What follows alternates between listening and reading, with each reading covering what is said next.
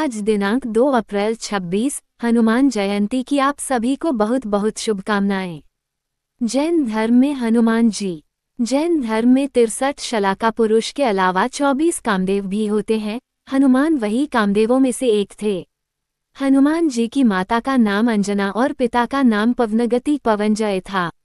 पवनगति किसी कारण से वर्षों तक बाहर थे, लेकिन जब उन्हें अपनी पत्नी अंजना की याद आई तब वे अपनी पत्नी से मिलकर एक ही रात में दोबारा चले गए।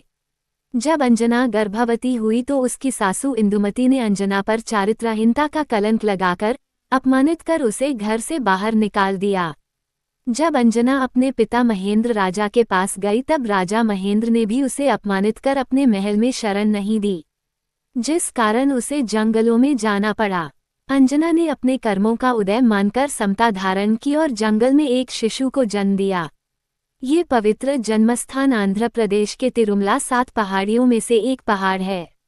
शिशु के जन्म पर एक दिव्य रोशनी प्रकट हुई, जिस रोशनी के कारण आकाश में उड़ रहे एक विमान की गति अवरुद्ध हो गई, जिस कारण उस विमान में जो राजा बैठे थे वे जब नीचे उतरे तो वे अंजना के मामा थे। फिर जब मामा ने अंजना को प्रमाण मिलने पर पहचाना तब अंजना को अपने साथ विमान में बिठाकर अपने महल ले जा रहे थे। तब रास्ते में विमान से शिशु नीचे हनुराह नगर में एक शिला पर गिर गया। शिशु के शिला पर गिरने से वह शिला टूट गई। हनुराह नगर में ये घटना होने से उस शिशु का नाम हनुमान रखा गया। जैन रामायण अनुसार हनुमान, सुग्रीव, नल, नील, महानील, बाली, गवया, गवाक्य ये सभी वानर नहीं थे, मात्र उनके वंश का नाम वानर था और उनके ध्वज पर भी वानर का चिन्ह था। हाँ, उन्होंने लंका को पुच्छ से जलाने के लिए वानर रूप धारण किया था। लेकिन विदेशों में जब रामायण पहुंची तो वहां हनुमान जी को वानर वंश के नाम से मन की गोड के रूप में पूजा जाने लगा। और फिर पुराणों में भी हनुमान का बंदर होना और सरिया को निगल जाना जैसी काल्पनिक कथाएं लिखी गई।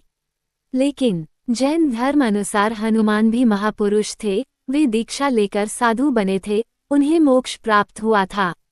वे सिद्ध परमात्मा है और जैन धर्म में वे नमो सिद्धाना पद से पूजे जाते हैं।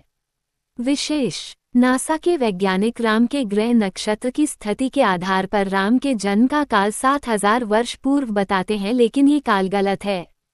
तुर्की में 10,000 वर्ष प्राचीन हनुमान जी की प्रतिमा मिली है।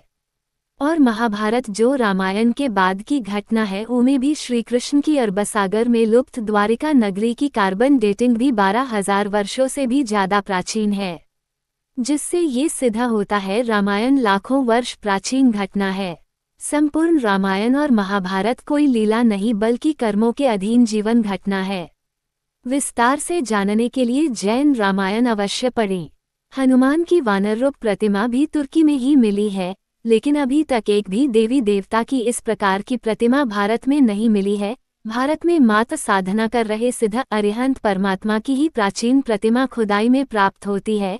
इससे यह माना जाता है कि हनुमान जी को वानर रूप में माना जाना पश्चिमी सभ्यताओं की देन है, जब वहाँ देवी देवताओं की मूर्ति पूजा का प्रचलन अधिक था।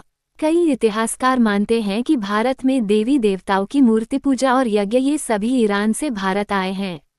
भारत में कई तीर्थंकरों की प्राचीन प्रतिमाओं को वस्त्राभूषणों से सजाकर सिंदूर लगाकर देवी देवताओं के रूप में पूजा जाता है।